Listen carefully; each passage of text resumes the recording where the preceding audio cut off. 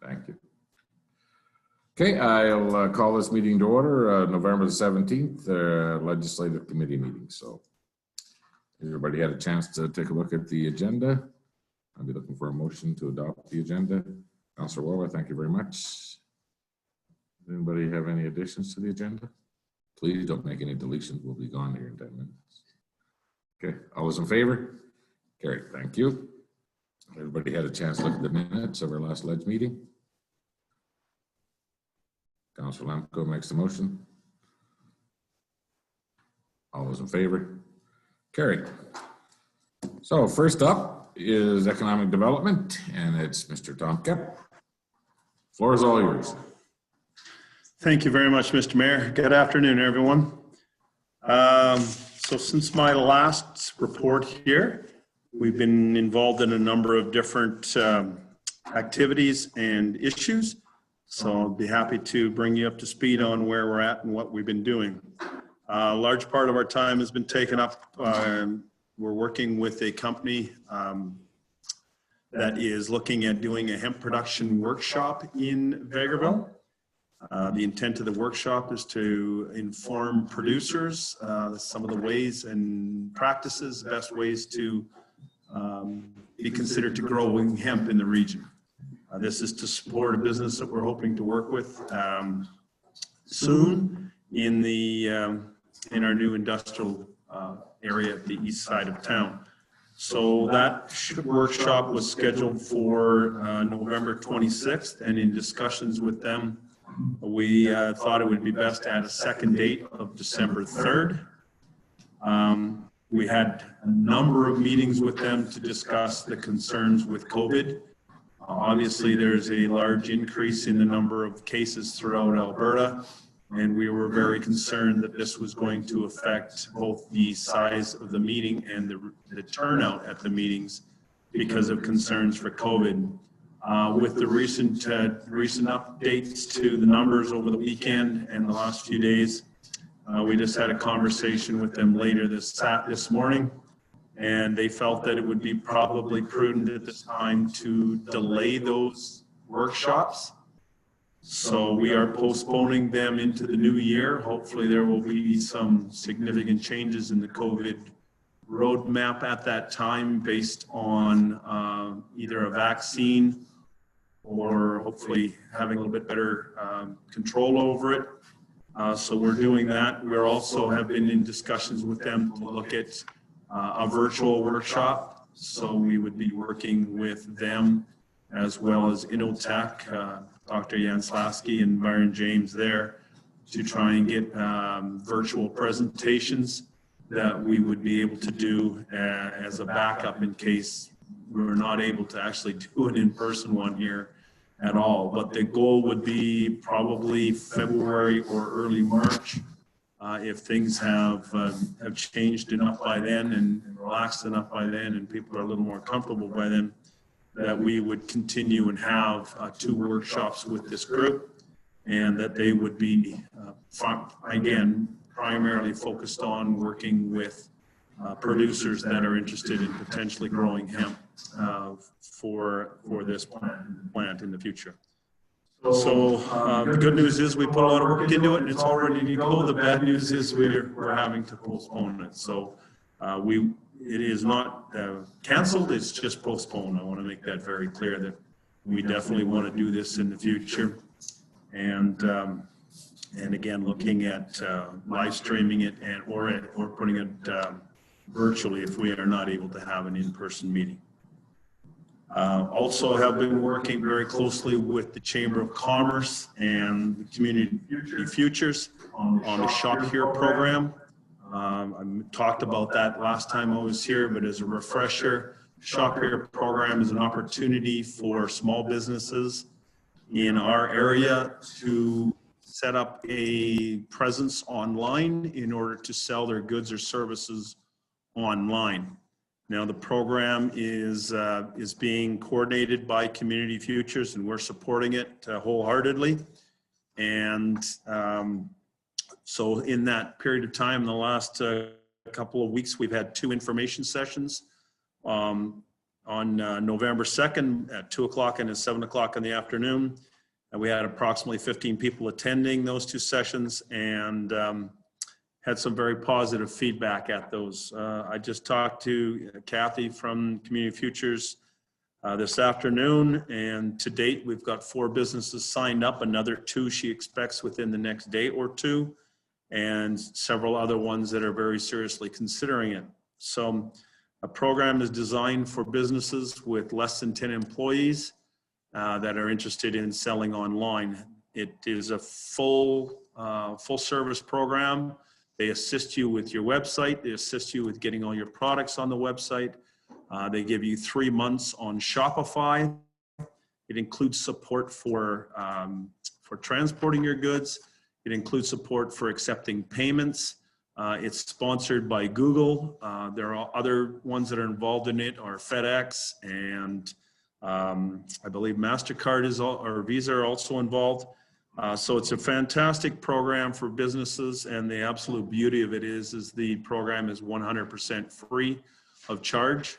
So this program would normally cost a business over $1,000 to get involved with, and we are the 3 organizations combined are able to offer it to 2 businesses for free, and we can sign up to 30 businesses on this program. So a fantastic program. If any businesses out there are interested, they can certainly contact Kathy at Community Futures, or either Michelle at the Chamber or myself here at the town, and we'd be happy to help you out. So that's a great program, and we're looking at even getting more people involved in that. We're still involved right now. We're right in the middle of our broad awareness campaign. So that is a campaign that we're doing a major blitz on social media. The beauty of this campaign is we have up-to-date analytics, literally within 30 days, within the last 30 days, the last week, the last 2 weeks, whatever we want. Just to give you an idea, we are over almost 307,000 impressions to date, and it has caused over 343 visits directly to our website from that campaign so far. So our website visits, over 50% of the website visits are directly attributable to this campaign, and it's driving a significant amount of traffic to our website because of the campaign. So early returns are very positive for it, and it's looking very, very good on that front. In support of both the hemp workshop and the Shop Here campaign, I have had meetings with the town of Two Hills, with Lamont County, with Minburn County, and Vermilion, and just talked to them about getting the word out to their farmers for the hemp workshop, especially to make sure that they are aware of it. So I will be letting them know today that we have made that we're postponing the workshop, so that they'll be disappointed, but at least they are keeping in contact with their producers, and we're trying our best to get the word out there as much as possible.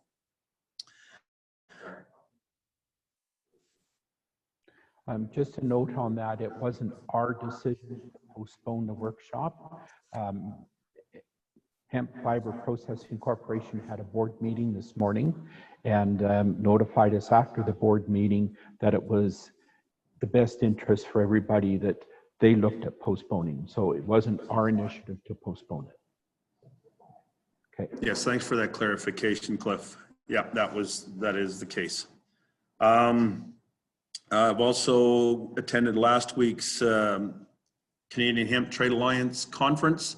It was virtual this year, which was a very different format, of course. Very, very good content there, but I found it was very difficult to interact with other people at the conference because of the virtual nature of the conference. But I did attend it for the 2.5 days it was on, and it was a very informative conference there. Had several meetings as well. with Hemp Fiber Production Corp, with a client that was looking at a food service business in town. Actually had a meeting with Canadian Rockies Hemp Corporation, as well as a group from Elk Point, myself and our town manager, Cliff Craig. Also, we hosted a group from Elk Point that had some company there that was hemp related. And so we set up a tour with Innotech. So they had a tour at Innotech, and then we discussed some business. And after the tour, they also had conversations with Chrometech. So making some good connections there, and hopefully we'll have a long-term relationship with this company in the future. Also attended the Range Road Spins grand opening with Councillor Rudick. Nice to see a new business on our main street, and they're looking very optimistically to the future. So that is my report for now, but I would be more than willing to field any questions that may be out there. Okay, thanks, Tom. Anybody have any questions?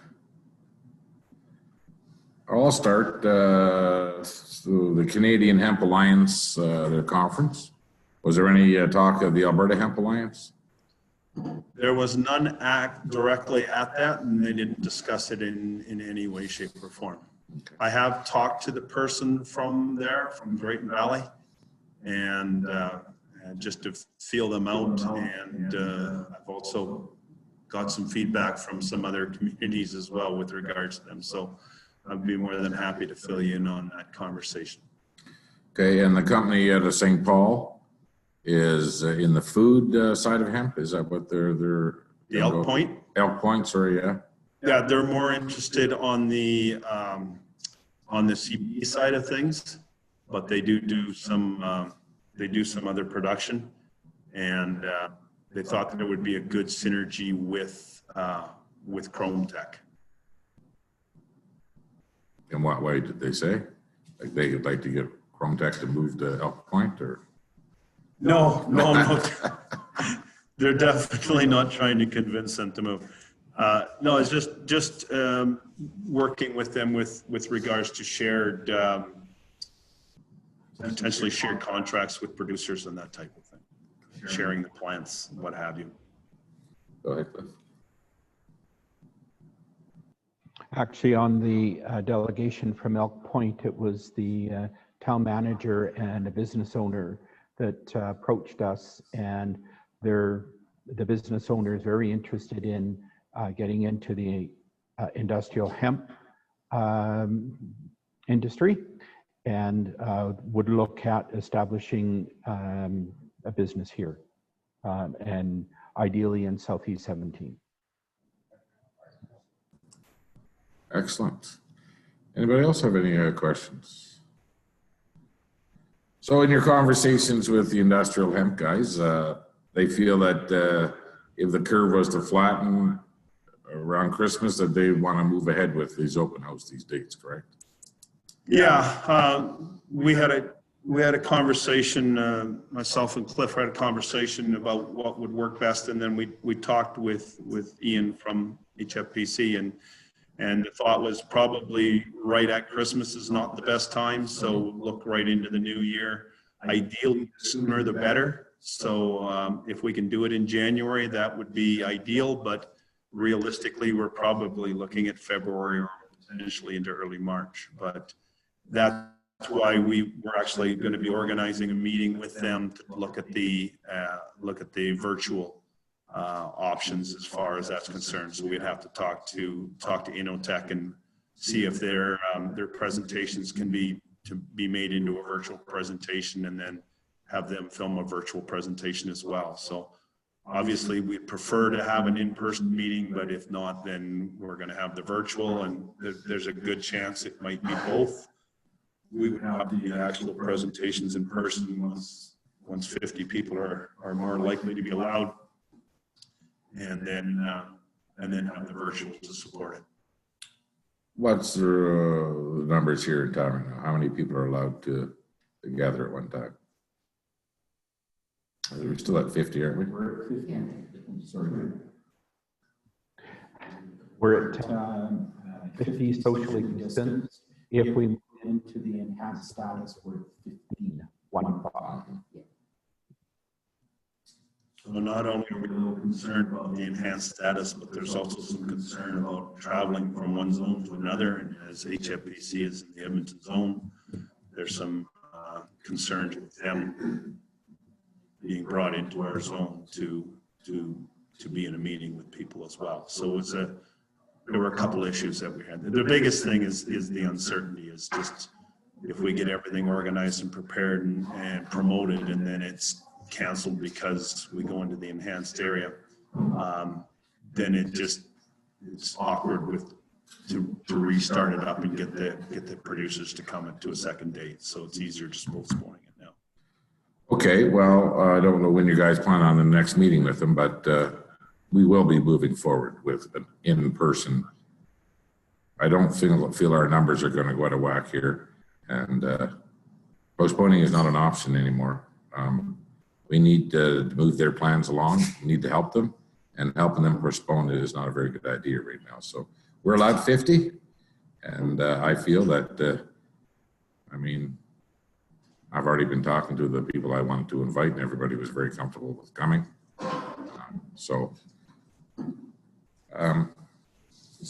Yes. Just so you're aware, there are 8 cases in the county of Midburn. When we hit, pardon me?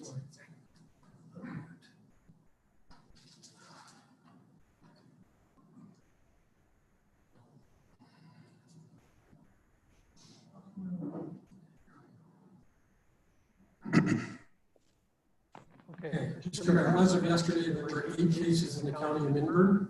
Edgarville falls within the county of Midburn. When the county of Midburn hits 10 cases, we are in enhanced status.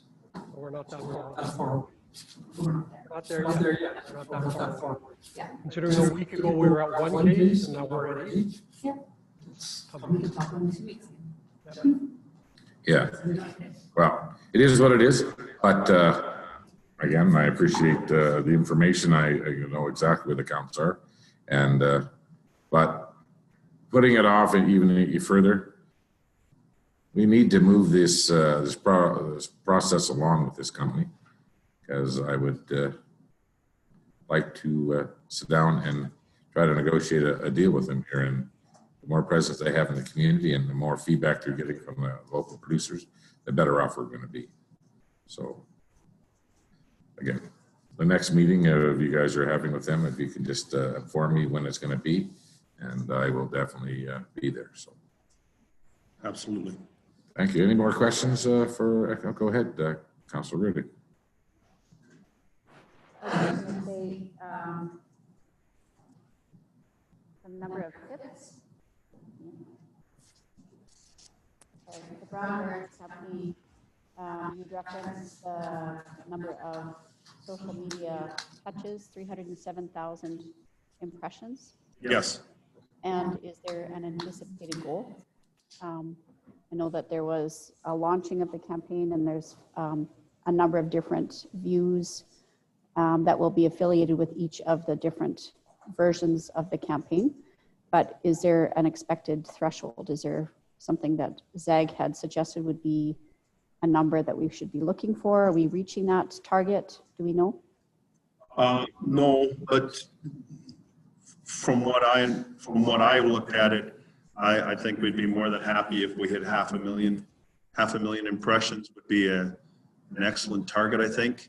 And if we can get the clicks up to 1,500 or even 2,000 clicks would be fantastic. So those are the goals I've kind of internally set. Okay. Okay, well, thank you very much, Tom, and look forward to some more positive news moving forward here with on the hemp industry and our role in getting it as one of the major industries in this province. So next up, we're going to go to Mr. Phil Rowe.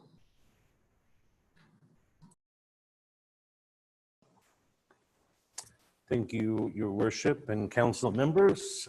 First item I have up for discussion is masks in public facilities. At our discussion at senior leadership, it was brought up by myself on bringing it forward to council to discuss on making masks mandatory in our town facilities only. With the COVID cases escalating, rather than create a town-wide bylaw forcing everyone within the community, just making it mandatory for masks for the general public in our town facilities. This is for the safety and protection of our staff and to ensure that we can remain functional.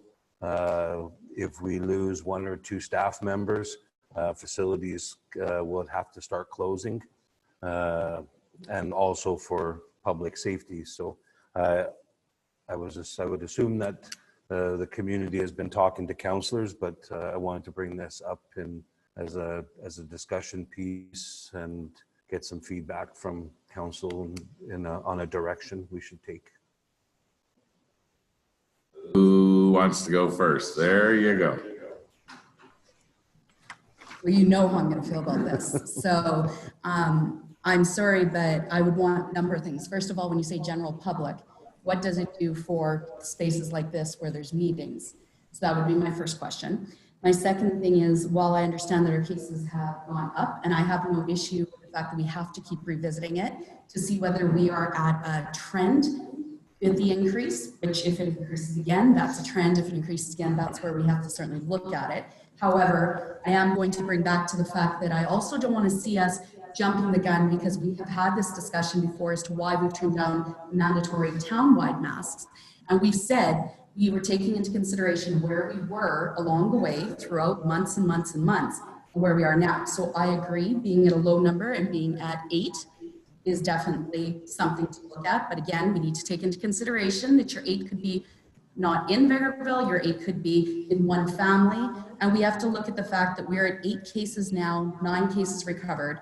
Our area that is directly around us would be places like Two Hills, who currently shows only 3, Lamont showing 4, and Beaver County showing 1. So while I'm in favor of us revisiting it, even as soon as 1 week from now at our Monday meeting and looking at it again, at this point right now, I would say that making that change puts us no different than everything we've said along the way, which was that we weren't looking, that our cases had changed that much. So my number one question would be, how would you see that being as far as the meetings and whatnot that take place within the buildings? Because quite frankly, if we were going to be in here with masks per se, then we might as well be back at virtual meetings, because we're not sitting in here with masks, of course. Same thing would affect our FCSS and all our others. So that's my question.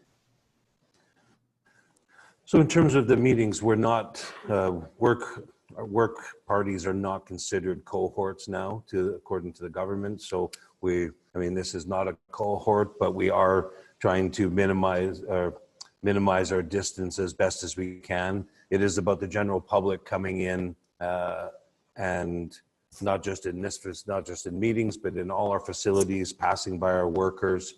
And my fear is that we are going to have our employees getting sick from, or getting the COVID virus from members of the public. And that's going to cause headaches and shutdowns in our facilities. I'm not saying that that's going to happen, and this is simply it's just another preventative measure that I wanted to bring to council for discussion. And I'd like to bring forward that we've been doing preventative measures. That's why we have distancing listed. That's why we have signage, and that's why we have barriers. So mine is a hard no. Okay, Councilor Barry. Well, I'm going to say that I haven't changed my opinion that the science isn't there to support masks either direction, wearing them or not wearing them. There's just as much evidence that forcing people to wear a mask is as detrimental to their health as letting them choose not to wear a mask. I'm fully for trying to protect our staff. Don't get me wrong on that. I just don't like mandatory things when you don't have science that'll back it up. As a scientist, I can't support it. Okay. Councillor Riddick. I think it's only fair to have the opposite opinion. And I guess from the very beginning, I think this is more about being pragmatic from my point of view. And in this case, it wouldn't be, we're actually already bucking the trend by continuing to work fairly much, not too different than we would have, let's say, back in March. And I would be concerned about our staff. I would want to make sure that we have ongoing evaluation of contingency plans. If we've got some kind of unfortunate incident where we had our entire admin team, for example, that was out, how would we possibly manage? You know, and speaking with staff in different departments, I know that some are very happy with how they're able to space, but they don't have a lot of contact with the public.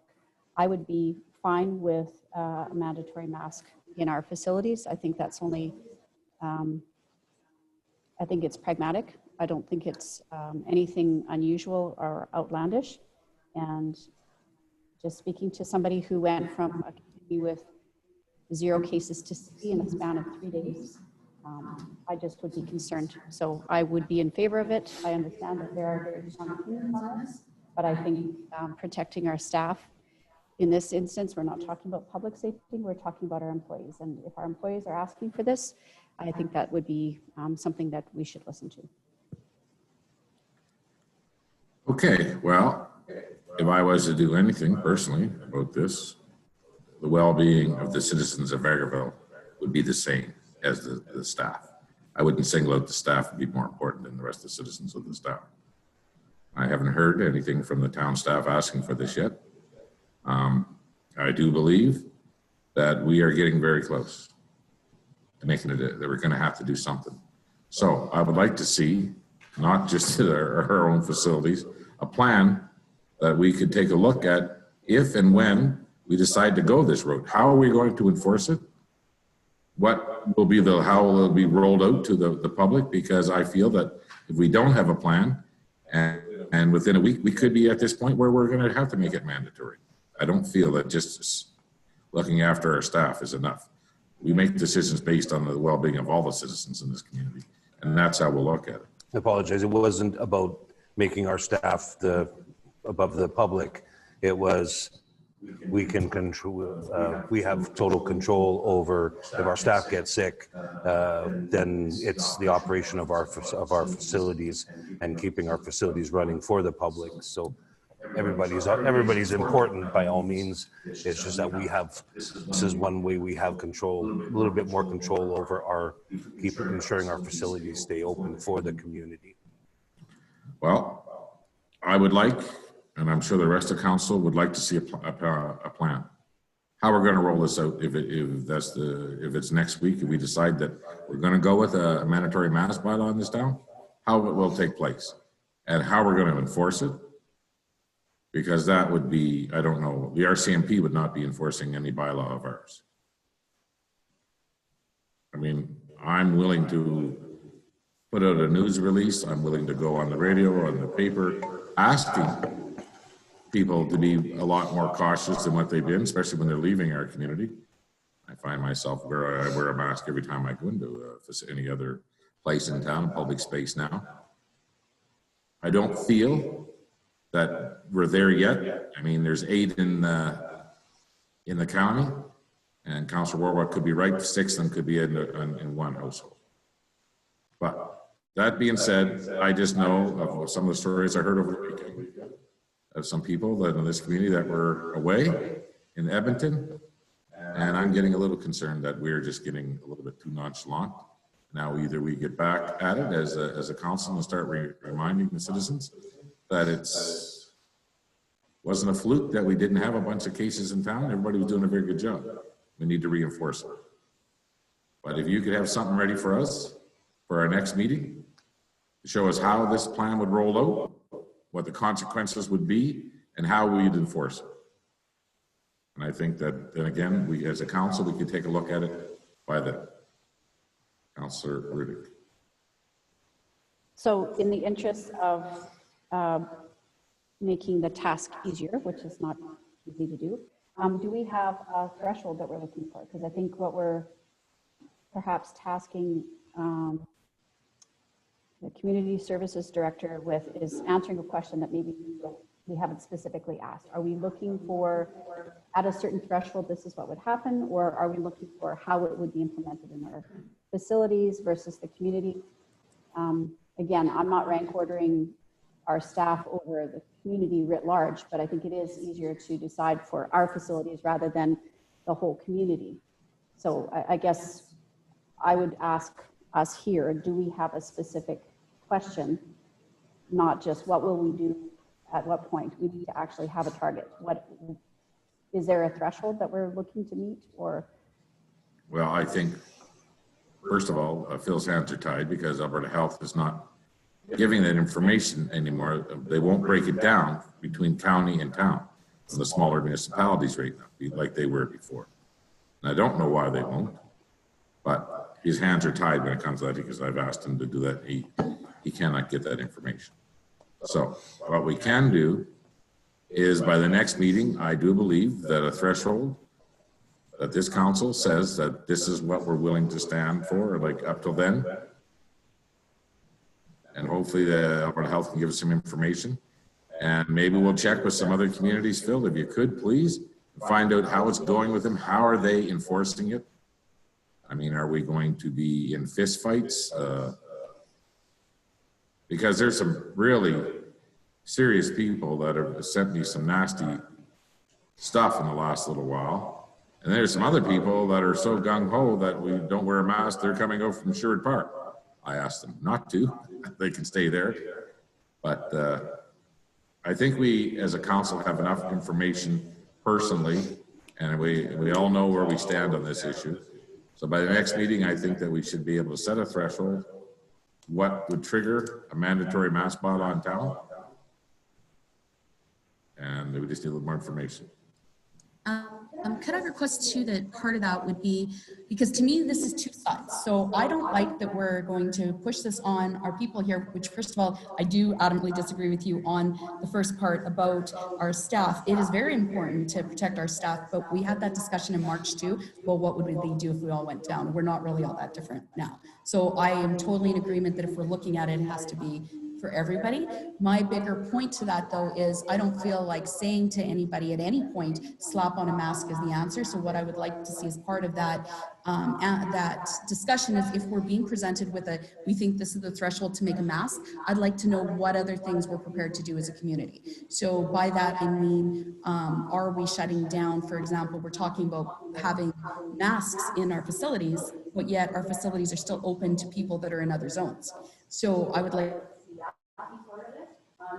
we have people from enhanced zones that could still come in and utilize our facilities. So to just say, let's throw a mask on, but not discuss any of that, I would like to see that be part of it as well. As I know we can't lock down our community, you can't stop the border, but you can make further restrictions as far as how and who we would allow to utilize our facilities. Because if we're trying to protect our staff and we're trying to protect the people, that might be some of it as well. So I would just like to see that component as well. You're definitely right, Councillor. I mean, just wearing a mask is not the answer to flatten the curve.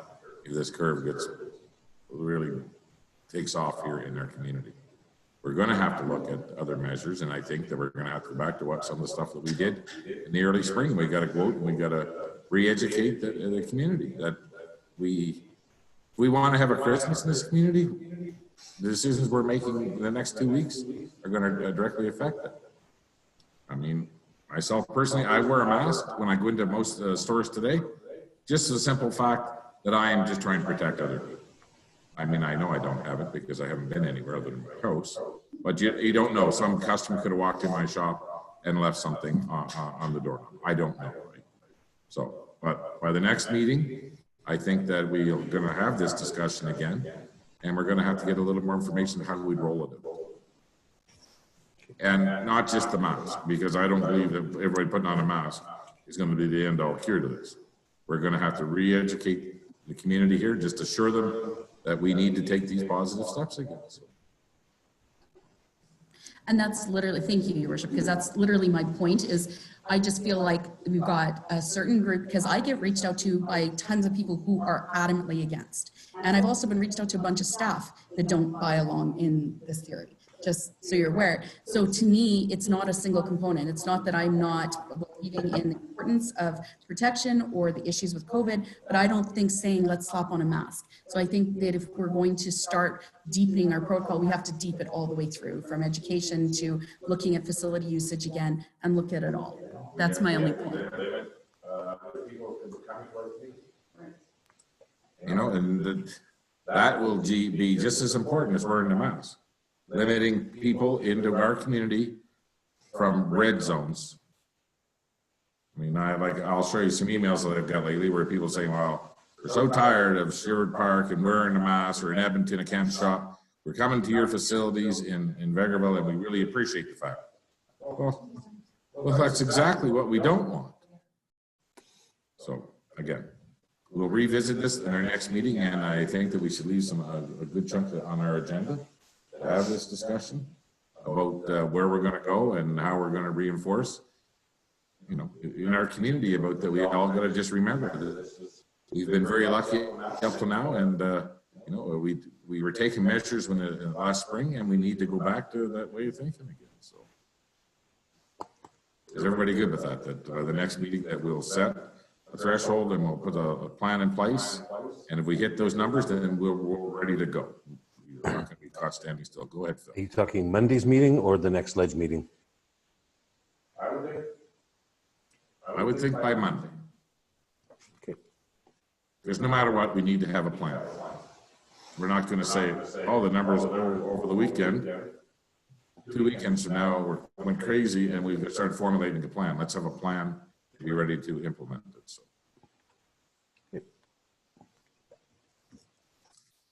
Okay. First of all, does anybody else have anything else they want to say on that? Okay, good. Okay, Phil, you're up next. Just before we leave, what about the testing facility, the testing site? When will it be open? I was going to have that in my director highlights, but okay, good. Yeah. We need that down there to put some fillers. So.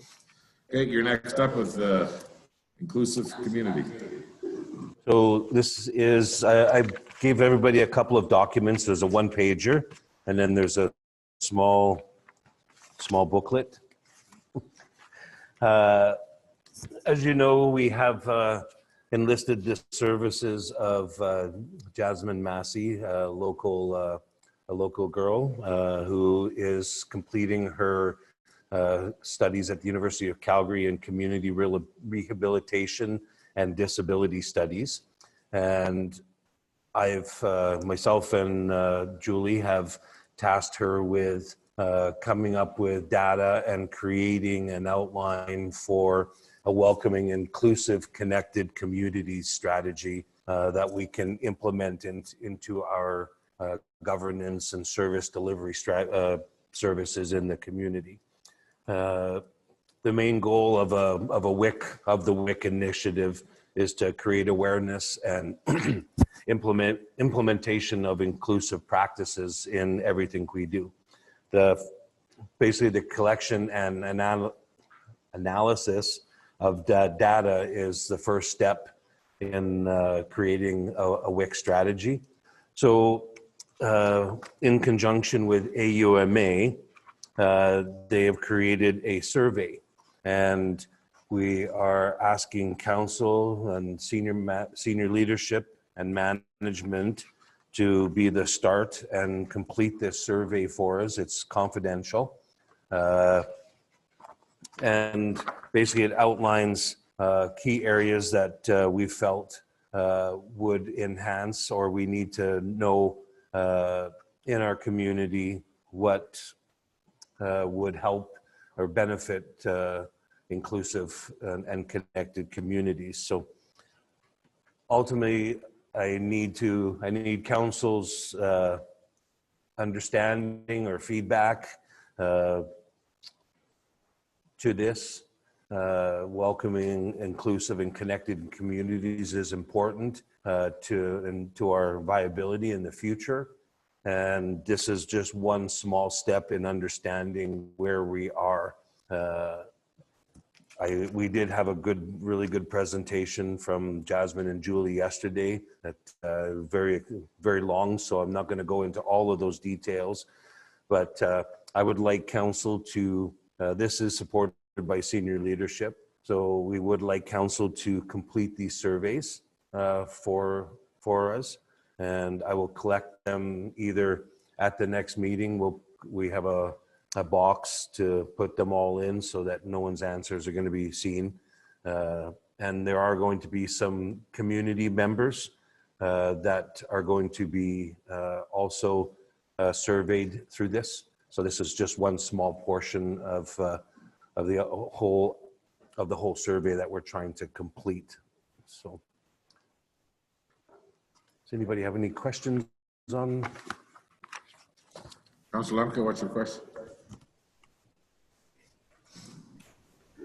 Your worship, we had this discussion at our FCSS board meeting this afternoon, and Gina, Councillor Orawa is leading that meeting up, so I can speak. Or yes, I think what's really important here is that we determine what we are as a community around the exclusiveness and connected in the community, the social, the economic, where we are. We did this before, I believe a couple of years ago. We applied for a grant, we received $9,000, and we did a welcoming inclusive community. And we ended up finding out that we have a need for a welcome wagon. I think it's more than that. We need to find out if where we are with our elderly, where we are with inclusiveness. And we're not just a Ukrainian community, we are more than that. But we still want to keep that history. But there's other people moving to our town, and where are we with our mobility, our sidewalks, that kind of stuff. So I think this is a very, very needed document, and I'm glad Jasmine decided to do this. And the data that's going to come from this will allow us to provide ourselves with some strategies around what that means. And then it'll give us an idea of how inclusive and how welcoming we are, actually, because what I think inclusiveness is maybe totally different than any one of the people in this room. So I think it's great. I'm glad that, and she presented to us today, and very intelligent and well-spoken girl. So I think this is great. I endorse it 100%. Okay, Councilor Roy. Very much the same. I just, I guess I wanted to say that I thought that the thing that's always been missing before is we talk about welcoming and inclusive, but we don't even necessarily know if each one of us around the table, what that means to us. And that was something we had as part of the discussion today, is not just saying we need to be more welcoming, we need to be more inclusive. What's the missing component? Because nobody seems to want to say what that means. So I think this is a good opportunity. I think that we've talked about how do we get our young people to want to come back to Vegreville and choose as a place to live. So I would like to shout out to Jasmine that I thought she did give, as Councillor Lemko said, a really good presentation. And she reiterated how she approached back to us wanting to do her practicum here. And I think that in itself is a good sign to see a young person wanting to do that. So we've had that discussion, and my hope would be that we are able to see what people are saying is inclusive or saying is welcoming, because that would help direct us sometimes in our decisions that we made. One of the things that I would like to say that, and maybe letting Phil know this as well, that we did identify in our discussion, of course, anything that comes out from AUMA, I sometimes flag a problem of it's urban municipalities, and sometimes things are geared towards centers that are larger than us. I did flag our last page, which was housing, and I did say that we were going to need that data to be taken with a little bit of a grain of salt, because the fact is, it is not our municipality's responsibility to take on housing. So when you have a question like, is, say for example, is council recognizing that many homes are not accessible, say to a person with a physical disability? I understand that, and it's fine for us to recognize that and be able to share that with potential builders, but we as a community cannot take on individual housing strategies for ramps or anything like that. So I just thought that was an important part to make sure that they were aware that sometimes things that are geared towards urban, they have a different pocket of funding, and we can't do that. So that's the only thing.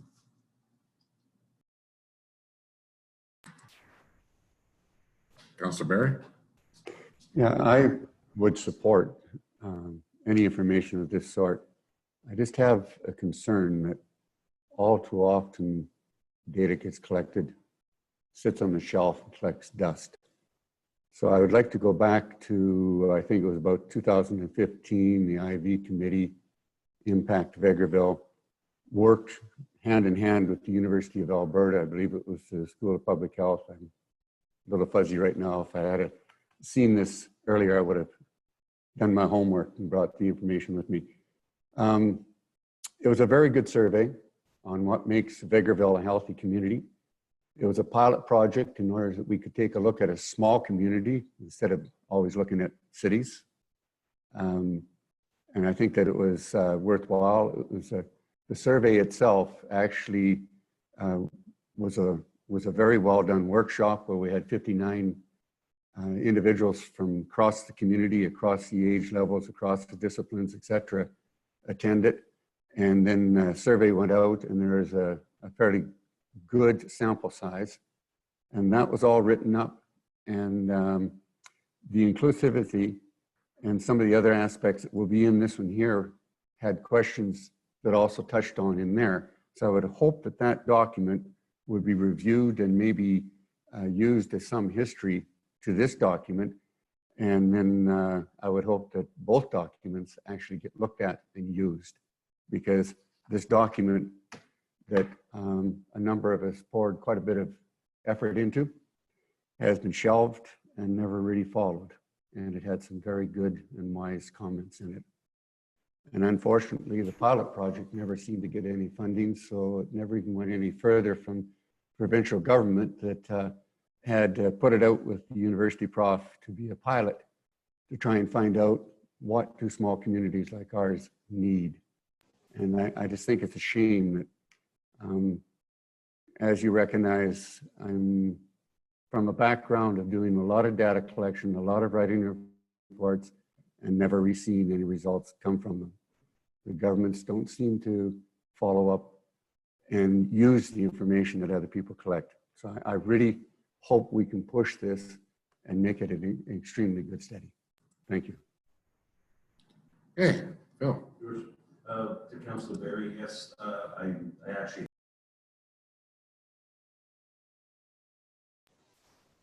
I do have the document, the binder in my office. And like you said, it is one component. There are things in this that will intertwine with it. I think Councillor Lemko, there was the Welcome and Inclusive that was done in late 2018, 2019. Again, that the previous Welcome Inclusive strategy seemed to be very focused on a couple of groups. This is widening it now. The healthy communities, do some of those things occur? Yes. Are we following the plan step by step? No, because there's so many plans. And what the concept is eventually is to start taking these plans and build them into one social master plan for the community. Because a social master plan includes everything from a playground to welcoming, inclusive, to sports, to religions, everything. So that's the idea one day, is to get everything put into a social master plan that councils today and for years to come now have some document that they can follow that includes everything from healthy communities to welcoming communities to playgrounds, to parks, to open spaces, to recreation. All of that intertwines. So if that helps you. Well, thank you for that follow-up on that. I appreciate that that's the target and the goal. So let's make sure that it actually gets there, so that we actually listen to it and we actually follow it. Because like I say, I think that it's a very important part of the community to understand. And I think that I want to see all the studies put together, so I'm looking forward to the master plan. Okay, Councillor Riddick. I just wanted, just to be clear, so we're going to, as senior leadership and council, complete this questionnaire, and next steps will be to if you can just give a recap of the timeline and the next steps. So once all the surveys are collected, Jasmine will be, as you can see, there's basically, we're looking for a number, overall score of the community in 4 different areas, and then an overall ranking score.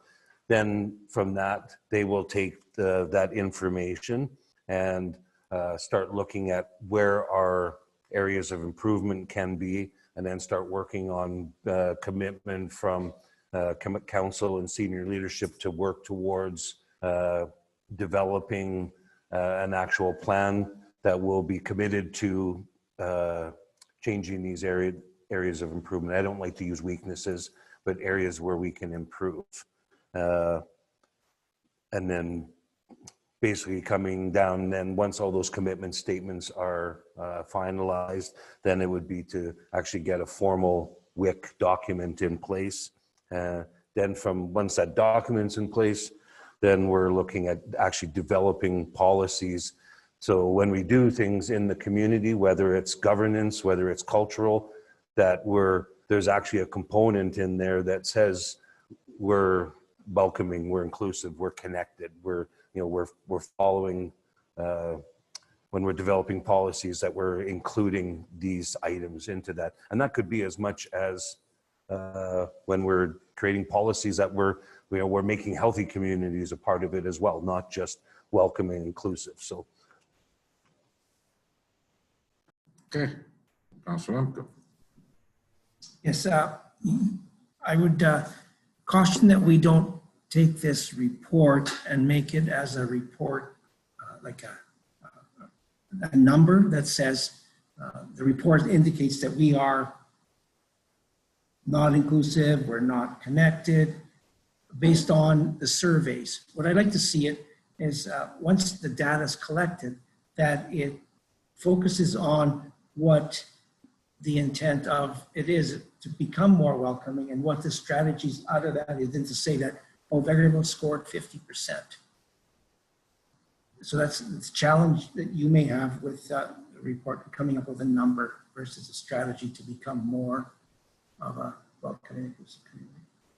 And on the flip side, there could be a section where we have 90% and we're extremely strong, that we don't lose focus of that either in our future plans, and continue to develop on that. I don't want to actually put numbers in the plan. The numbers are more for Jasmine to look at and say, okay, here's in our strategies, we're really strong here. Let's continue to focus on this area where, we're a lower score. So let's maybe put some effort into this one. This area, we were a much lower score. So let's really focus on trying to do that, trying to think of the word. Trying to get better at in that specific area. So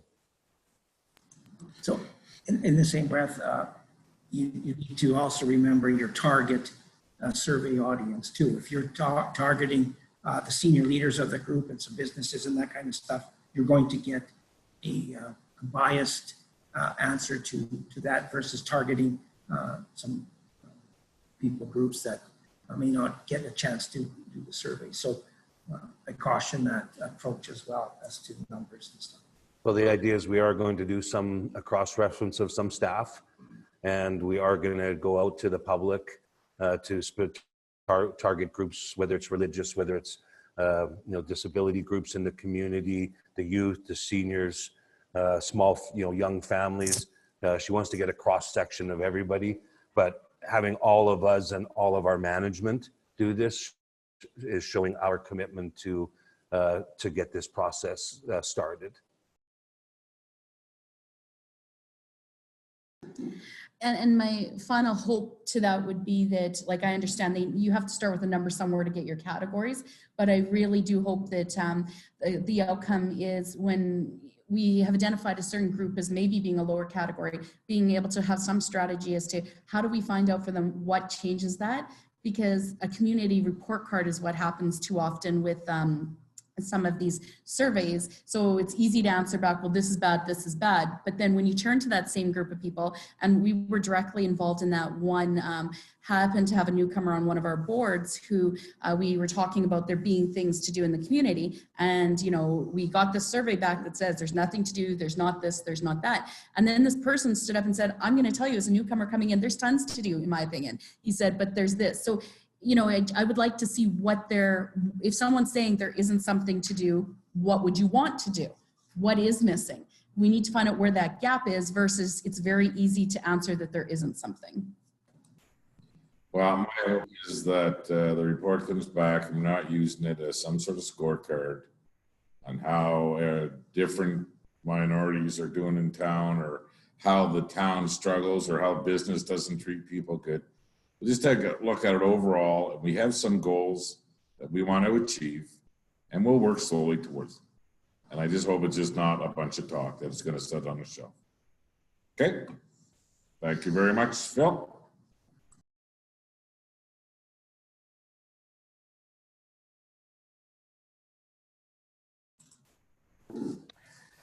Okay, we have a require confirmation from the food bank for the delivery dates in December. And we have December 4, December 11, and December 18. And we just want confirmation that those dates can be filled for pickups at the designated businesses. 4, 11th, and the 18th, you said? Correct.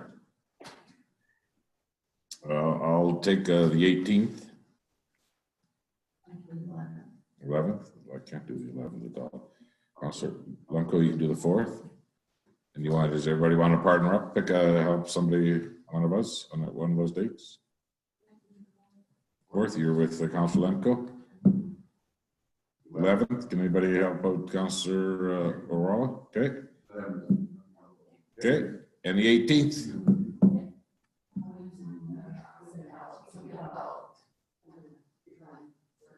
No, you don't get that chance, sorry, Councilor.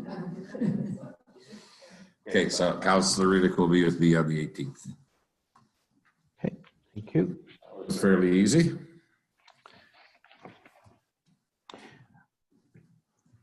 The next item is a draft election signage bylaw. And Sandra has put together some notes for us here. There are a number of changes in the Local Authorities Election Act for coming into effect on January 1st of 2021. So I'll just quickly review this. So most of the changes are in regard to campaign financing and contributions, but there have been a few significant changes in the process itself. So the highlights are nomination day 4 weeks before the election day.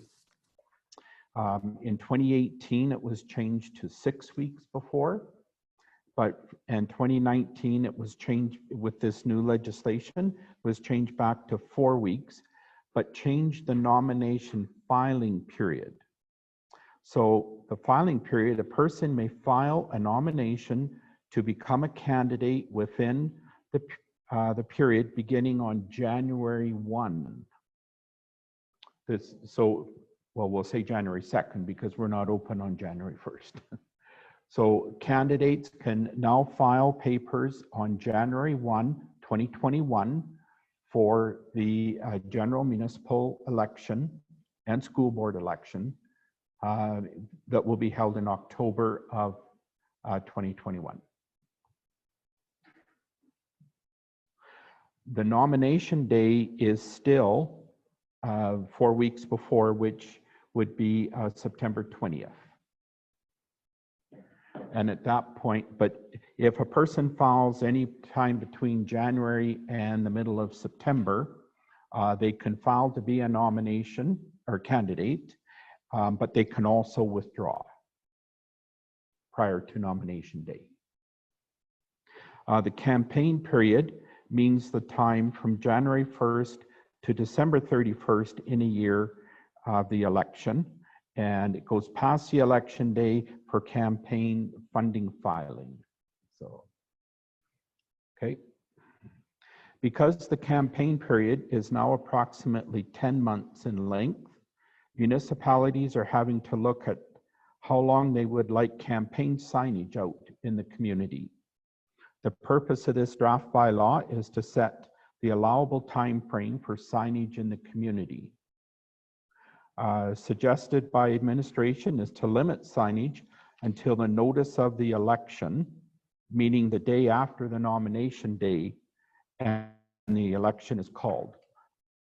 It's possible that it could be acclamation. It could be that we have to hold nominations open because there weren't enough people filing for a candidate.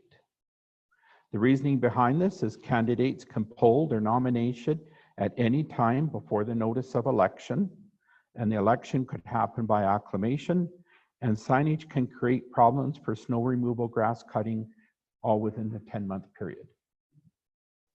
So the draft bylaws included existing information from the current land use bylaw regarding placement and sizing. However, the removal time frame has been shortened to 48 hours from 7 days. And the municipality can set this. Some are 24 hours, some are 48, some are 3 days. And this is something that council can discuss. We could also look at a penalty for signage removal, is also up for discussion. Some communities have so much per sign, and it increases with the number of infractions. So the first question is council interested in having an election signage bylaw? If so, we would have to have it passed in December so that it's in effect for January 1st. So. Okay, any thoughts? Wow, okay, Councilor Riddick. So I think this is going to be the first of many responsibilities that are going to be assumed by the municipality. So if we can make it as easy as we possibly can on administration, I think that's the right thing to do. I think a short time frame is more than fair to anybody that's running, even if they are a new candidate. This new provision allowing them to start campaigning beginning of January, as well as the collection of money and being able to raise money, and the requirement that our staff be able to monitor accounts, or there's a whole swath of issues that are very confusing and very challenging. This is probably one of the easiest ones, so I'm glad that it's on here, and I would be definitely in favor of putting that in place for January. Okay, Councilor Barry. Yeah, I can support putting a bylaw to regulate the signage in particular. As we go on this, I have a number of things on this here that I'd like to discuss. But I'd be in favor of seeing that it's in place in time before January. Okay, Councilor Warren. Yes, I mean, obviously we'd have to go through some of the points. In general, I'm in favor. I just wanted to ask for a point of clarification. I know your bylaws in regards to signage. With this, if the nominations can be filed in January, does that mean we need to appoint a returning officer as of January? I'm just wondering, because don't typically, I can't actually remember now, but when you turn in your nomination forms, they have to be signed by somebody upstairs, right? What we will be bringing some resolutions forward, but what is in the Local Authority Election Act is that a secretary can be appointed, and in absence of that, the chief administrative officer is deemed to be the secretary. Okay, until such time a returning officer would be required. And then we would require resolutions and a returning officer voting places. So I think that overall we'll get to all that as we're moving forward here, but before January, we're going to bring in a signage bylaw that for sure, we don't need people running signs all summer, and so it's a little trashy. So again, so that'll be at our next council meeting that'll be brought back on for that one. We'll bring it to the legislative committee meeting for discussion first. We halted work on this until this part was brought forward to council for discussion to see if they even wanted to move forward with the bylaw. And now we'll have some more points. Okay, Councilor Barry. Would you prefer then if I just sent you a quick email with some comments here? Please do. Because all it is just some technical things to look at in another draft. Yeah, this is not complete at all. Like I said, we halted work until we knew what council's desire was. Okay. Okay, Cliff. Next up, Elk Island. Okay. We've received correspondence from Elk Island Catholic Schools asking if the town of Vegreville would conduct the separate school election in our ward here. Of course, that's if required. In the past, we've signed agreements with both Elk Island Catholic and Elk Island Public Schools to run the trustee elections in conjunction with the municipal election. Okay.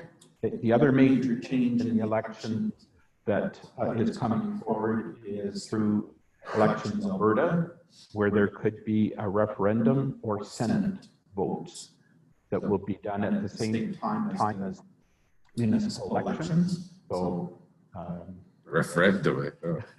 if it's so required. Okay, so we'll have to see that, I guess. Can you see if Elaine's here? Is she waiting? I believe it's 4:08.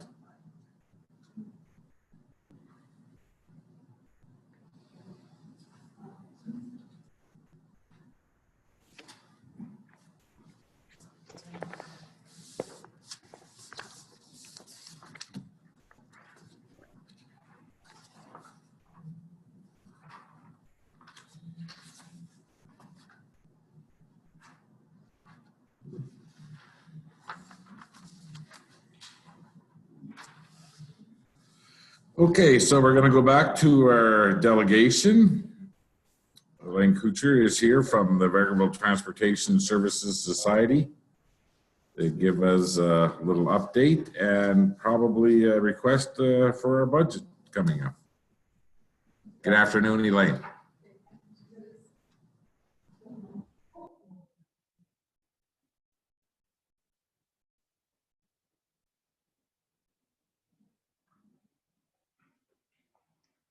I'm such a most girl. Hello, thank you for having me. It's just me today. So yes, I'm here on behalf of Vegreville Transportation Services with the hope that the town will once again support us in what's been well, for everybody, a difficult time. But we're doing we've been doing a lot of thinking as to what our future is going to look like. We're in a position now that our van has 290,000 clicks on it already. So you may have some numbers in front of you there. We feel that in 2013, when we bought our van, the community just came behind us 100%. And it was community supported, funded. We have been thinking realistic in the last couple of years that we can't be expecting that again. And so we've been proactive. The numbers will show that that's what we are planning for. We are going to need another vehicle. This one is only going to last so long.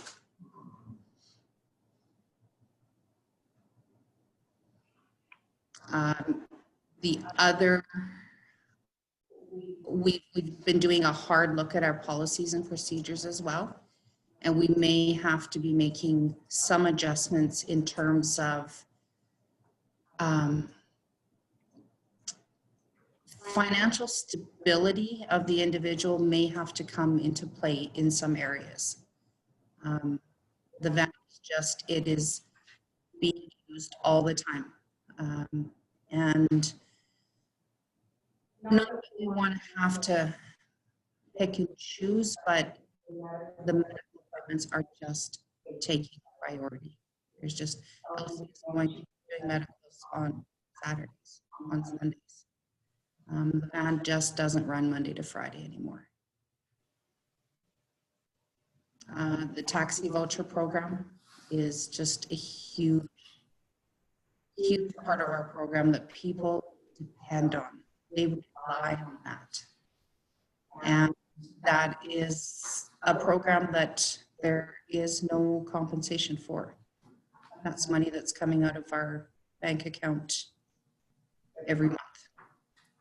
Even with the van, even with, we raised the per kilometer rate. When did we raise it? In 2016. We've done a real hard look at really even with 50 cents a kilometer. By the time we were paying our driver, our fuel, the expense on the vehicle, we are probably not even, we're barely breaking even with what we're charging. So we've just had to take a long, hard look at where our organization is going forward. But the organization is going forward. It is. It is. We just have to buy, depending on what type of funding we receive, will reflect on what services we can offer is basically what it comes down to.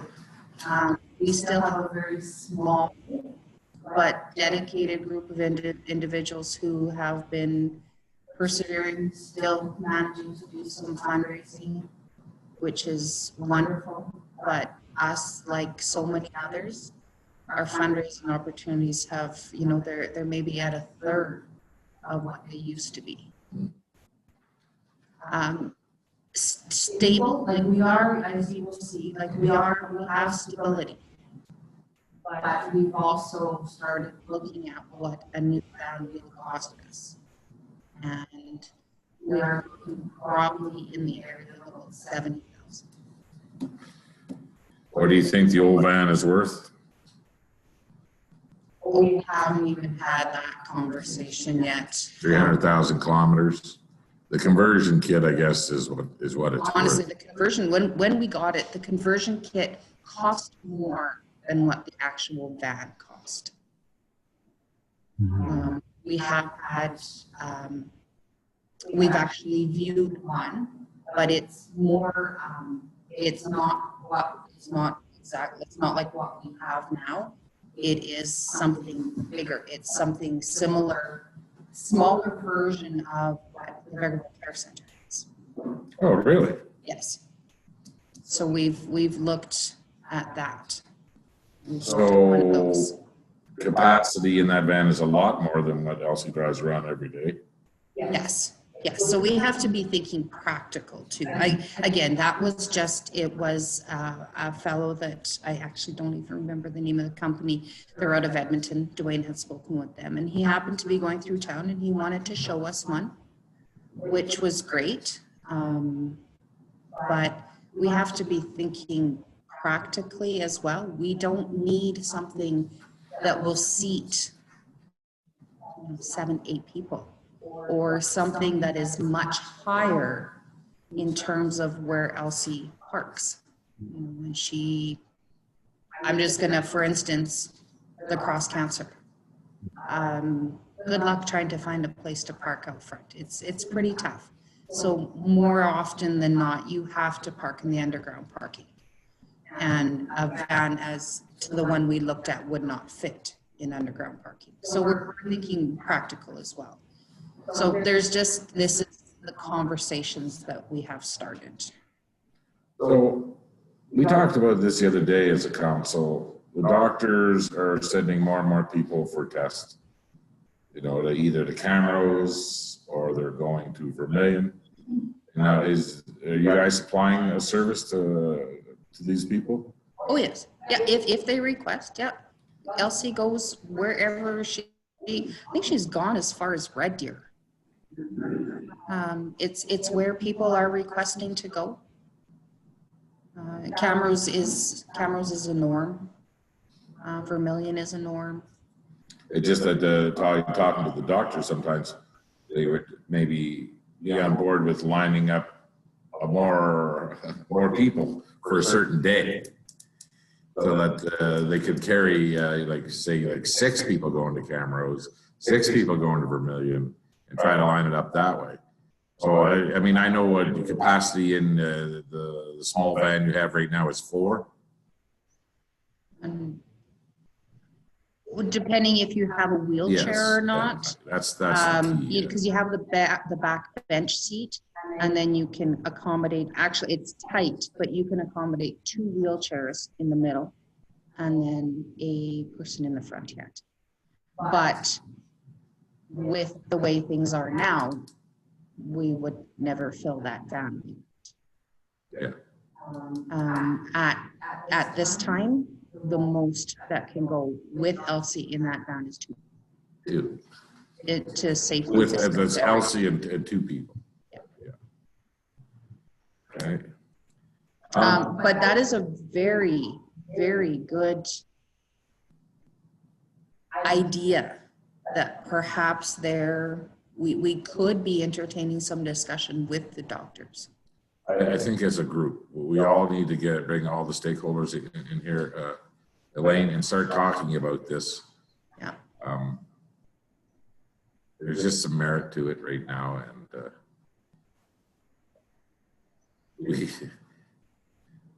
I don't want to say too much, but we were actually looking at funding something like this, and your organization would have to be part of it.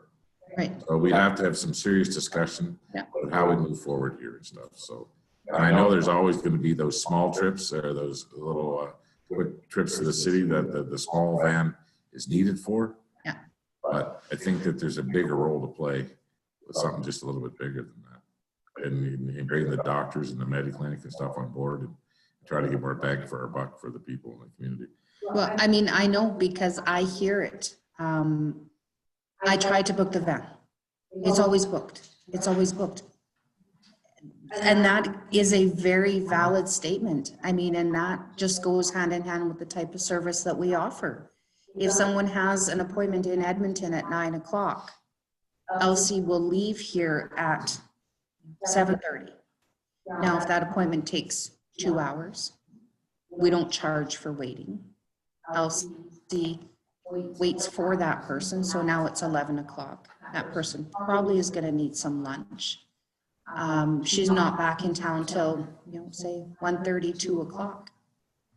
That is 7:30 to 2, a long time for one trip. Who's all on your board? It's a very small board. We welcome anybody who would be willing to come on board. It's tough. Dwayne is the president, Dwayne Palatti. Helen Litwin is the secretary/treasurer. George Horn is the vice president. And then our board is Helen Anderson, Bob Carter, Stacy Manzak, and then we have another individual, but she is now actually in the lodge, so she can't attend meetings anymore. When are you thinking you're going to replace the van? What is the board talking about? You know what, honestly, at this point, it's just in discussions. Okay. Yeah. There is some criteria involved in the taxi vouchers. You have to make under a certain amount before they're eligible. Yes. Okay. So you have to, if you are 65, it's an automatic. We do not look at finances Okay. after 65. That is a given. if you fall under what we consider the low income category, our threshold is 21,000 a year. And we actually rose that amount up when AISH went up. So if a person is on AISH, they will fall within those parameters to qualify for the taxi vouchers. If someone is not on AISH and it is a low income situation, then we go by a notice of assessment. And you feel that you're gonna have to raise your rates at least to break even with LC's taking people? You know, honestly, the van it's kind of a break-even situation. So, I mean, to be very blunt, I mean, a good portion of the money that we receive from the town does pay the yearly taxi vouchers, the reimbursement of the vouchers. Well, we understand that things are tight over there, and we feel it's a service that is needed in town for sure. And we're gonna talk about a little bit more in the next little bit about how we might be able to help enhance that with some partners and make it a little more practical for some of the appointments in cameras and in Okay. Vermillion. I will say the toughest part of my position with VTSS is when you get those phone calls that say, this was a tough. It was in a surrounding area. The lady had a 17-year-old daughter who was in a wheelchair. And she says, how do I get her to school?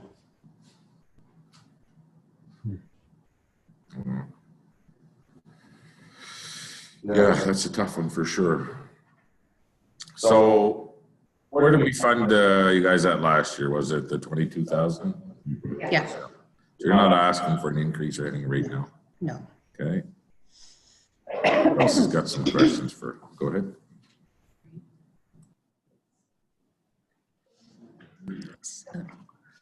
Just one question in regards to, you said the taxi vouchers, if somebody is over 65, then it's kind of an automatic. So would that be, is that an in-town only voucher, or would that also be like for if you're taking them to appointments, say medical appointments? You know, the taxi vouchers actually don't apply to the out-of-town travel. Okay. It is strictly in town. And that was, I don't know if you remember, but that's actually another change that we made in 2016 is they used to get 10 taxi vouchers every 4 weeks. We had to stretch that out a little farther. It's now every 6 weeks. When you take 10 over a period of 6 weeks, that doesn't go. They really have to stretch those. And I do have my regulars who, they know when their 6 weeks are up and they are calling to get more. I mean, yes, we did see a decrease of people requesting in March, April, May, but it goes hand in hand with not having any income come in those months either. But now we're back basically to norm with people ordering. Well, the reason I asked that question is just because, of course, it is income tested, but I do know on the senior level that if you are below a certain income, you can then apply for reimbursement through it's under the Special Needs Assistance Program if you have a medical note. Yes, I get people calling me, asking me how they can do it. Yeah, when are you going to reimburse me? No, not you. Yeah, that's not our office. Yeah.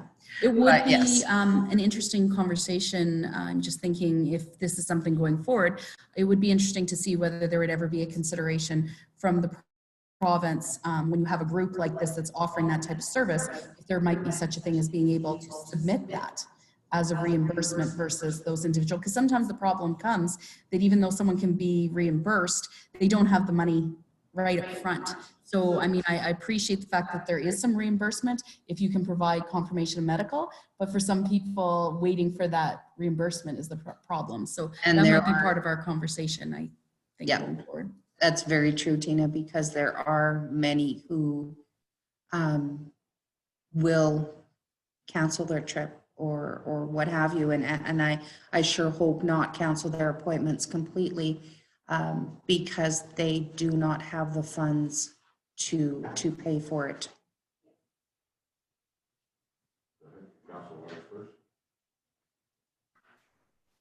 So the taxi vouchers, it's not restricted for medical appointments only, it's grocery shopping or whatever it is. So it's not specific for. No, there is no restrictions on them. And that was when the program was created. The idea was that those vouchers would keep people from being housebound. Okay. Whether when we had the bingo hall, if it meant getting them out of the house, going to bingo, so be it. So there is no restrictions on how they're used. Councillor Riddick.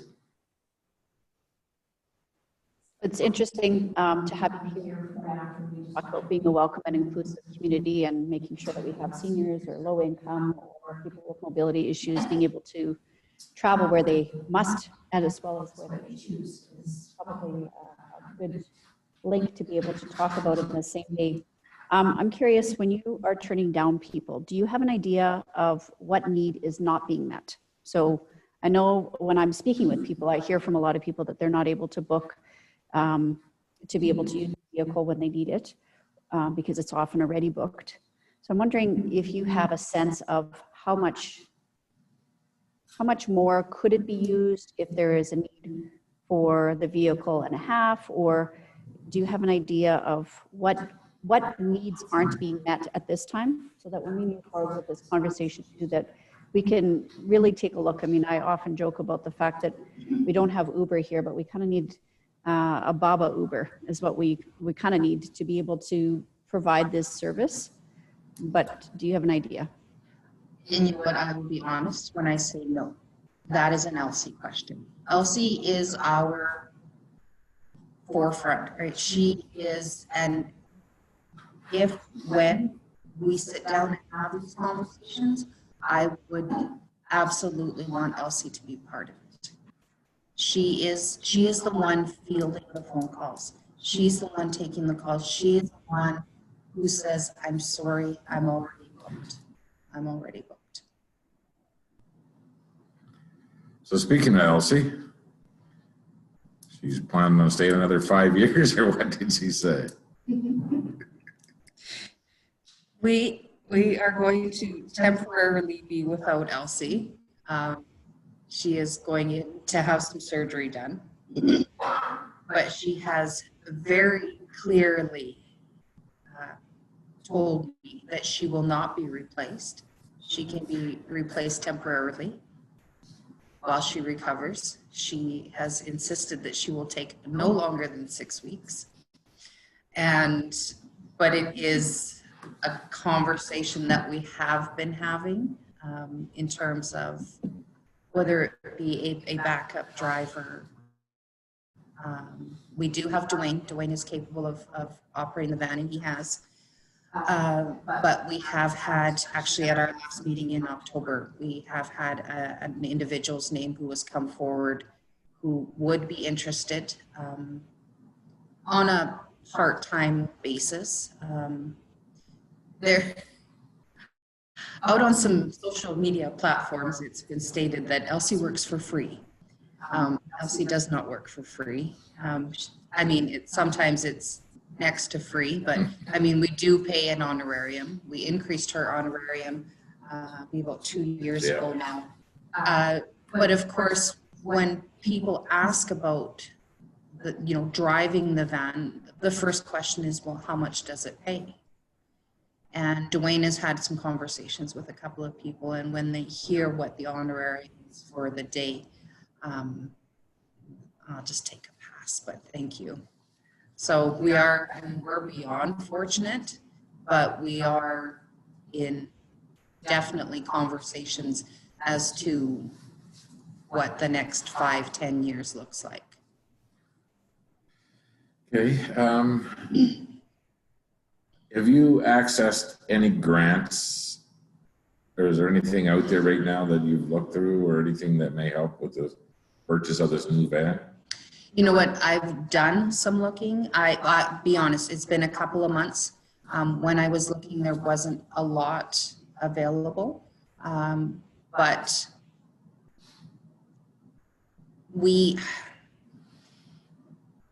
how do you hand over your financials and it shows that you are capable of paying for this vehicle yourself? That's the tough thing. Well, the financials may say that you're capable, but the phone calls say that you can't keep up and you. Yeah. So no, I mean, we are absolutely, I kind of the tentative, just the conversations that we've had is, we're just going to get into the new year, and come January, we are going to have to start making some decisions. Just as a nonprofit, there's other revenue funding available, different streams of funding available to nonprofits than are to a municipality. Yeah. And if we're going to have some conversation moving forward, part of that would be accessing some different grants and stuff. So that's why we'd like to work with your organization. At least there's some conversation about what the possibilities might be moving forward. Yep, absolutely. Okay, does anybody else have anything else? Well, we appreciate you coming in. We Thanks appreciate for everything you guys listening. do over there, and I'll tell Elsie to hurry up and get better, so. She hasn't even gone in yet. Oh, okay, then I'll cut her off next time I see her in traffic and give her a wave. Okay, so you can expect a phone call here probably in the first of the new year about settling down and just having some discussion about, and we'll bring Elsie in then too. So. Okay, but a good part of this room has my cell phone number, so don't phone me. Phone me personally. Okay. Okay. Night or day, right? Anytime at night or day? Excellent. Okay, thank you. See you. Okay. So you were done with yours? Okay, so we're gonna move to the round table and we'll start with Councillor Wojciak.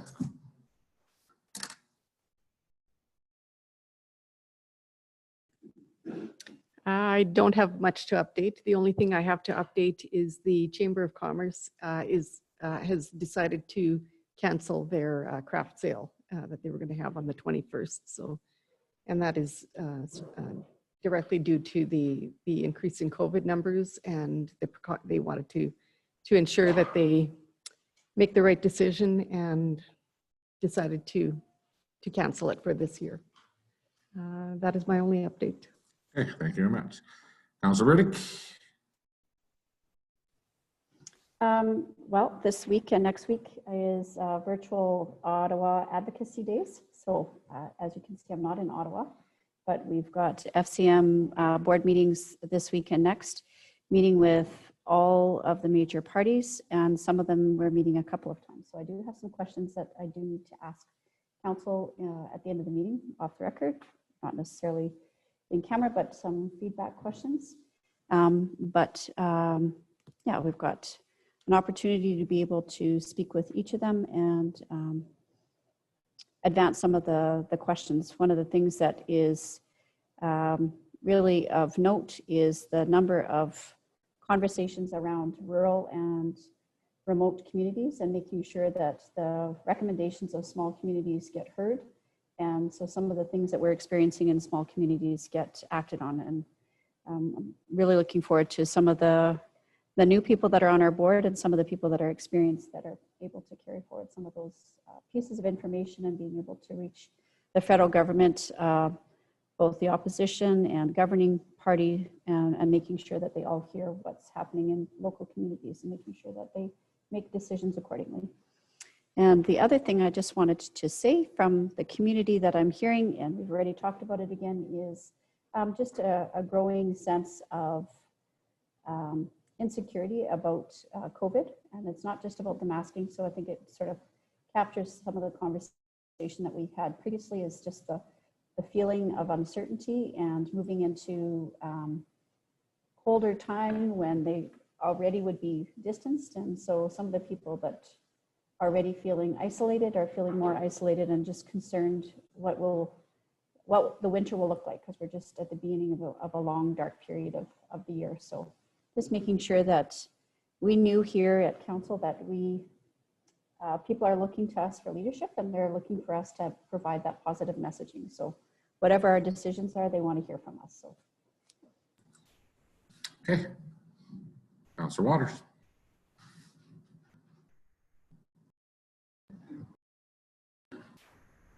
I don't have much, but I am on the executive of the Victorville Christmas Bureau, not as a counselor, just something I've been involved with for a number of years. And we want to thank Municipal Enforcement, RCMP, and Fish and Wildlife coming together with Philip Cruiser. So they, last night, tonight, tomorrow night, they're out at Walmart parking lot from 6 till 8, looking for donations of toys, monetary, food, that kind of stuff. And then they'll be at Canadian Tire Friday night, 6 till 8, and I believe they'll be at our parade on Saturday. So thank you to them for doing that. And thank you to the community, a very thoughtful community with donations of space for the Christmas Bureau and items as well. This year, we're not doing Christmas decorations for people to pick up at our depot, just again with the COVID and everything. But we do have coats and outerwear, mitts and toques, that kind of thing. We do ask anyone if you have gently used warm gloves and mitts and oversized outerwear. I'm talking like your large, extra large, and that kind of thing. It would be greatly appreciated. So again, thank you to the community as a whole. The support is greatly appreciated. And that's all I have. Thanks. I haven't heard a lot this week other than a few comments about how icy the roads are. I think it's a matter of most communities, but there was a question earlier in the week as to why the sanding trucks weren't out, and everybody was finding the roads to be quite icy. I've noticed that the sanding trucks are out. I've got good winter tires. I think that's maybe the biggest answer, is to make sure we have good winter tires. Thank you. Okay. Councilor Warwick. I also didn't have a ton. I just had two little items that actually related back to the chamber and little items there. Of course, we heard there was the cancellation of the craft sale, but I got very positive feedback about the fact that there would be an online variation for the home-based businesses. So that was really good. I did get 2 people contact me and say, did we think that there was possibly an opportunity to do some sort of a page or variation of a page where some of the crafters that were going to be there could possibly list all their stuff in one place. So I'll throw that to you guys just because I got 2 calls actually about that, and one little one about ice as well, but that's everything. Councilor Lemke. Your Worship, I don't have a lot. I just like to mention that this coming Saturday is the Very Beggarville Christmas and the parade. I'm excited to be working on the float with my fellow councillors and standing in the frigid temperatures on Saturday night, waving to the public with our, I guess we only need half a decorated float because the backside of the float can't be seen. But anyway, come on out, do a drive-by, watch the lighting of the candle and the ice sculptures that are going to be there, and the family activities that are part of the afternoon 2 to 5 celebrations. And so I encourage the community to come out for that.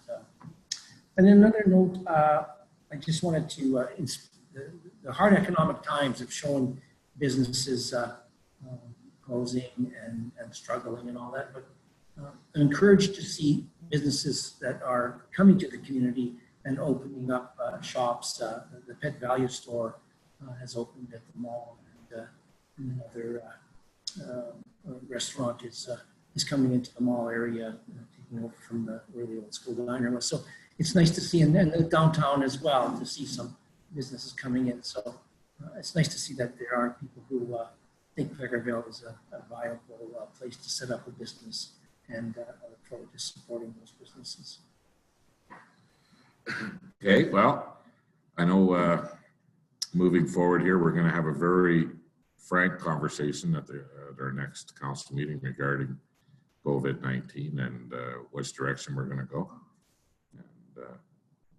And if we don't make any direction, we're going to have a plan in place so that we will not be standing still when it does happen or if it doesn't happen.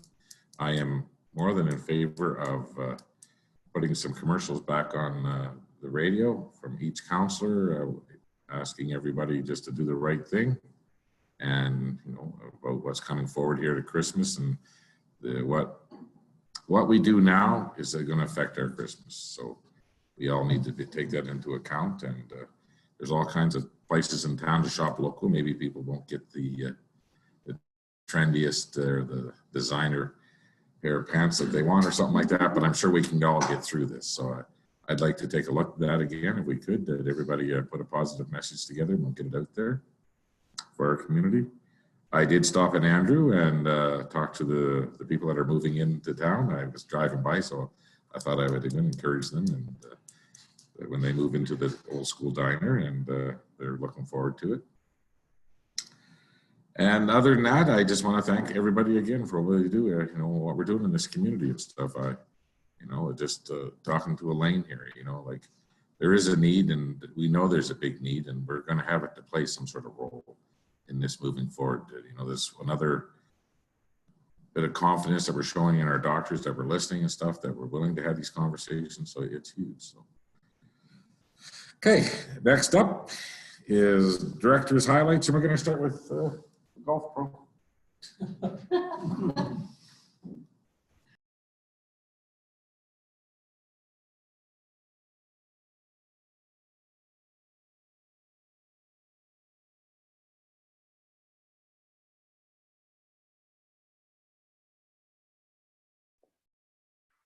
Thank you, Your Worship. I don't have a lot, but I do want to make council aware that on November 9th, we emailed our utility bills and our system crashed. So some people got some bills and some people got no bills. We have been working with Central Square Technologies, our provider, to resolve the issue. And 5 minutes before this meeting, a week and a day later, we finally have a resolution. So we will be, I know that Kayla has been emailing to people who phoned in and said they didn't get bills. She emailed them their bills on her own system. But tomorrow we will be doing a mass email again, less the ones that she's already emailed. So some people will get another bill. So you're aware, it was a system error, and this is has been very frustrating this week for me because it was something that was urgent to get fixed, and it took a week or more than a week to get fixed. And the responses I got from them was the person who assigned it to wasn't in on Remembrance Day, which was fine, but it happened Monday morning. They didn't assign it. They sent me an email saying at 9:30 that they'd assigned it to someone, but then they told me they didn't assign someone until 4 Monday afternoon. He didn't do anything Tuesday. He was off Wednesday, Thursday, and Friday.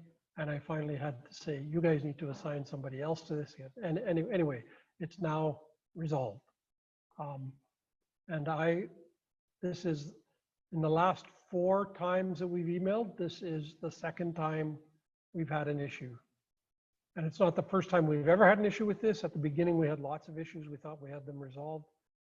But it is an issue, and the support that we are getting from Central Square is an issue. And don't be surprised if I come to council in the new year saying I want to look for a different software program, because every time we put in a case that is urgent,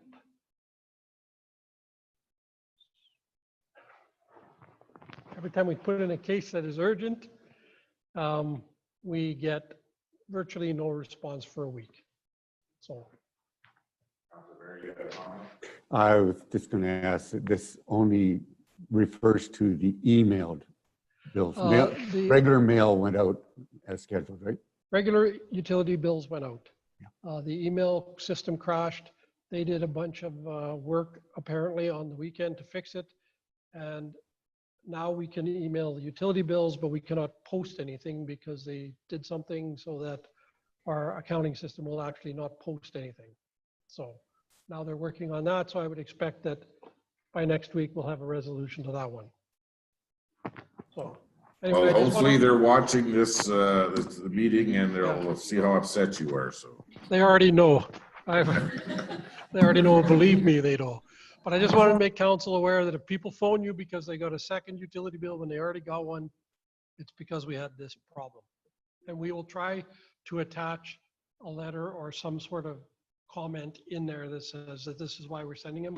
I'm not sure we can do that because these are emails that have already been set up and we're just resending them, so.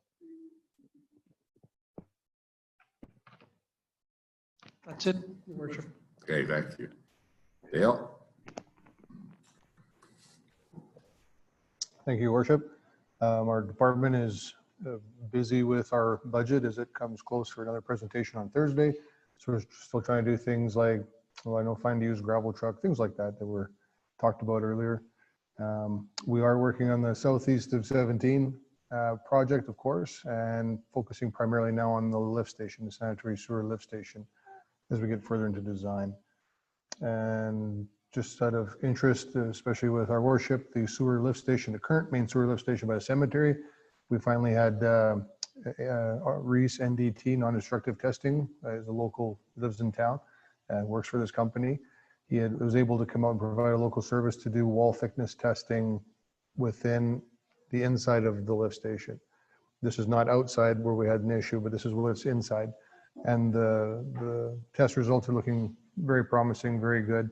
There's a combination of cast iron and steel piping in, and the way we're doing all the testing and the results we got, I'm thinking it will need probably a sandblast and paint just to dress it up, but we don't see anything obvious where we've got a weakness inside. So that's really, really good news.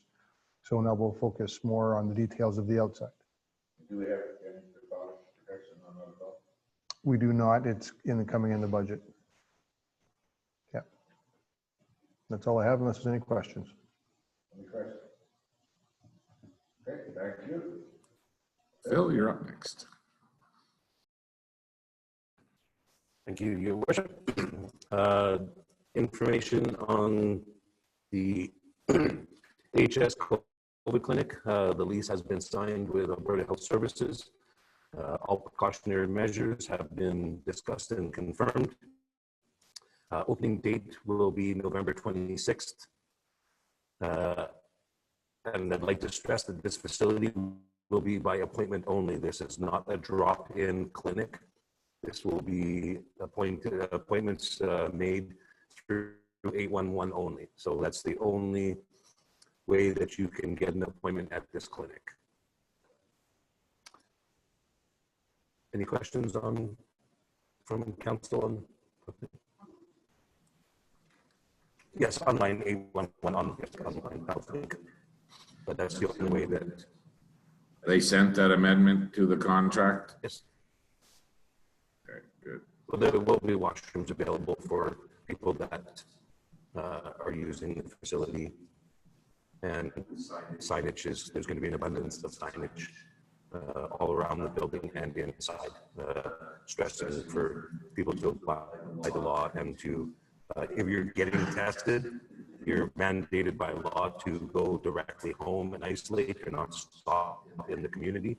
So that will be reiterated. Thank you, Phil. I appreciate that.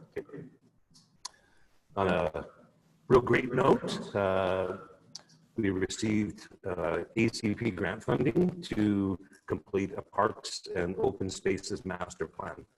There was some funding that was remaining from the Regional Recreation and Culture Master Plan. I submitted an amendment to ACP. This fits well within the mandate of that original grant. So I have enlisted these services of RC Strategies. They were the same company that did the Recreation and Culture Master Plan. And so they're going to build the parks, open spaces, playgrounds, trails, a full master plan. What this will include is GIS map layer overlays that will certainly be a benefit to the Planning and Development Department. This will include a bylaw, and a 5, a 10, and 20-year plan with capital and operating costs for all green and open spaces in the community. We'll have this completed by July of 2021. I will require one councillor to sit on the steering committee with myself, Mike Van der Tor, and we'll be looking for 2 to 3 public members. And of course, the mayor will be ex officio on this.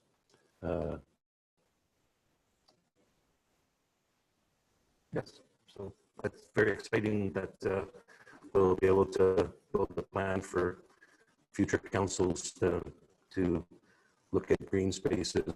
And also we're a part of this that I've stressed with them is looking at how we can cut or how we can reduce operational costs to parks as well. So there are some initiatives in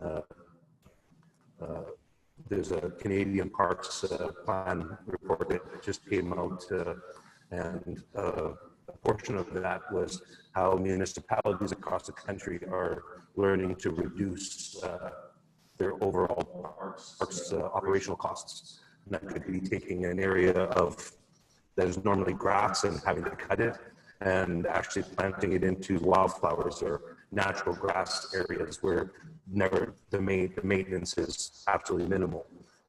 So things like that, and still keeping the community green and colorful. So I'm excited about that. Councillor Waters stole my stuff with cruiser thing. The Parks Department will be putting up the Christmas lights this week. In the past, what they've done, so I'm asking for some council agreement. In the past, they have put the lights up along the Highway 16A and they've left them unplugged, and then they've gone and plugged them in on the Friday, which was the day of the normal light up in the past. This is a Saturday, the light up. So I am asking if council is okay with us, with the Parks Department installing the lights, plugging them in now. What that will do is that will alleviate having to have 2 staff members come out on Saturday with the bucket truck, go up to every light and plug them in specifically for the light up. So if council's okay with it, I would like to just have them installed and plugged in.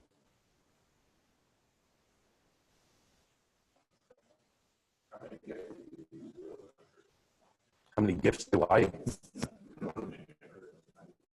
don't get any Christmas gifts. I didn't think so. Good answer.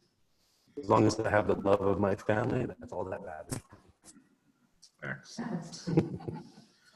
So myself personally, I know the light up is the candle and the trees. To pay 2 guys to come back out on Saturday at dusk to plug them in doesn't make a lot of sense to me. I mean, I'm okay with it. How's the rest of the council? Like, I don't see a lot of no's. Okay. Go ahead, sir. Okay, I have a question for you. For me? Yep. Okay. When are we going to engage some of the residents along the proposed walking path on the northeast part of town? I have had a couple of discussions, and I would like to have that as part of this as well. I mean, the trail system as part of the MSP grant has until next year to get completed.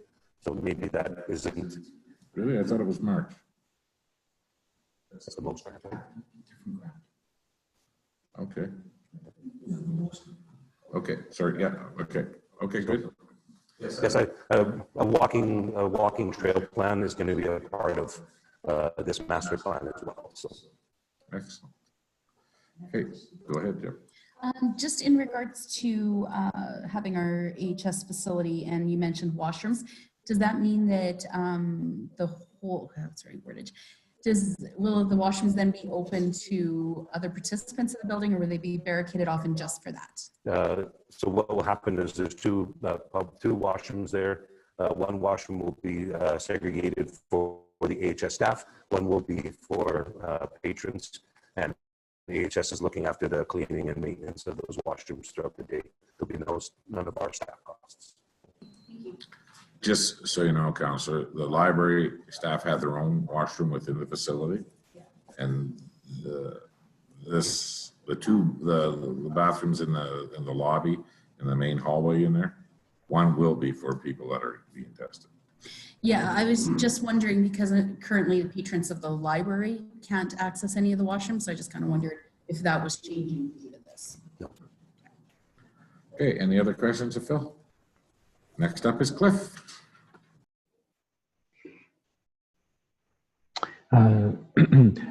The communication coordinator position, I have had discussions with a contracted communication specialist regarding temporary communication coverage for the town.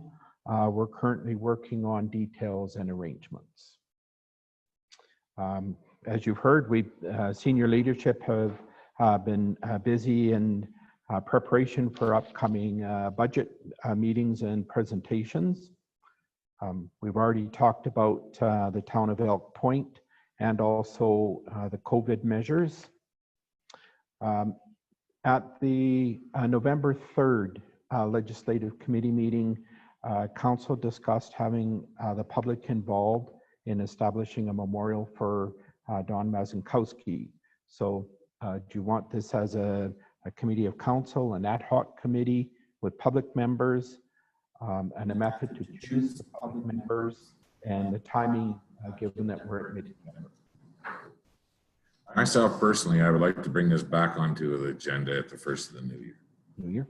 And I just feel that we got a lot going on right now and then the Christmas season, but and I'll give the Mazankowski family a little bit of time here too, and then we'll put something together and we'll get a little bit of input from them too, and we'll get some members at large in our community, and then we'll move them. So we can bring it back in the. I just didn't want it to get left. So appreciate that. Thank you.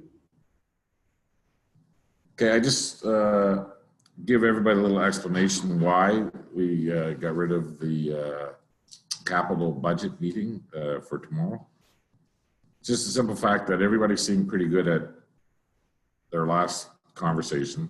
And I know that once we get through our operating and we look at the overall numbers, there's going to be some changes. But to go over exactly what we already went over, it just didn't seem like it would be very meaningful at the time. So there will be hopefully some time in Thursday's meeting, that if there's any more discussion that needs to be taking place on the capital side, that we'll make some time for it there. So that was the thinking there, just so everybody knew. The stuff that's coming up here, well, I guess Thursday after that meeting, we're going to be decorating the float. And then everybody will be there on Saturday for the light up. So Phil, so the light up is still downtown? The light up will still be downtown? No, everything will be at the parade, and that's. No, everything will be at the parade, and that's where you'll do the countdown and tell us, and the parks staff will turn on all the breakers and light everything up.